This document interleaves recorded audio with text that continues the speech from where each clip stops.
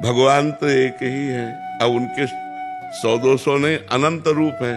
आप जितने रूप चाहो विराजमान करके पूजा करो, फल तो एक ही मिलेगा।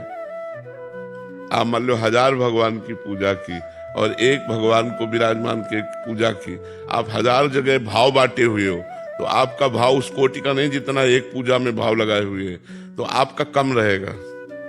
1000 जगह पूजा करने पर भी आपका फल कम रहेगा, और एक जगह पूजा करता बाजी मार ले जाएगा क्योंकि भगवान तो एक है ना, किसी एक रूप की। जैसे रामकृष्ण परमहंस जी ने माँ काली, वह माँ में ही कृष्ण को देखा, माँ में ही राम को देखा, माँ में ही सबको देखा।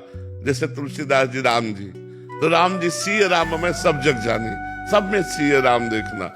गोपियों ने श्री कृष्ण को देखा, तो जित देखो तित श्याममयी। एक जगह प्रेम होता है, प्रेम बहुत जगह नहीं होता।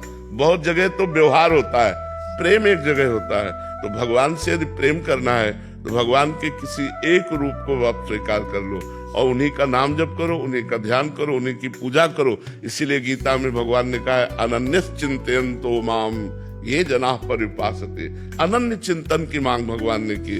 अनन्य माने फिर एक में लग जाना, एक भरोसो, एक बल, एक आस विश्वास, एक राम घन श्याम है चातक तुलसीदास। चातक की तरह, जैसे चातक गंगा जी में भी गिरे तो चोंच नहीं मारेगा, प्यासा मर जाएगा, वो पिएगा तो सिर्फ स्वाति के बूंद को ही पिएगा।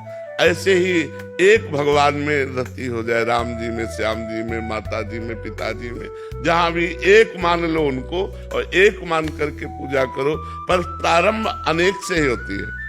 जैसे हम लोग भी थे ना, तो प्रारंभ शिव चालीसा, हनुमान चालीसा, राम रक्षा स्तोत्र, ये सब करते करते धीरे, पढ़ाई यहीं से शुरू होती है। धीरे धीरे धीरे धीरे धीरे धीरे वो क्रम बाई क्रम फिर ऐसा कि अब फिर एक में रह जाता है। अनन्य निष्ठा जागृत हो जाती है कि रसना कटो जो अन्न रटो, निरखियन फुटो नैन, श्रवण फुटो जो अन्न सुनो, बिन राधा जस बस श्री राधा श्री राधा श्री राधा।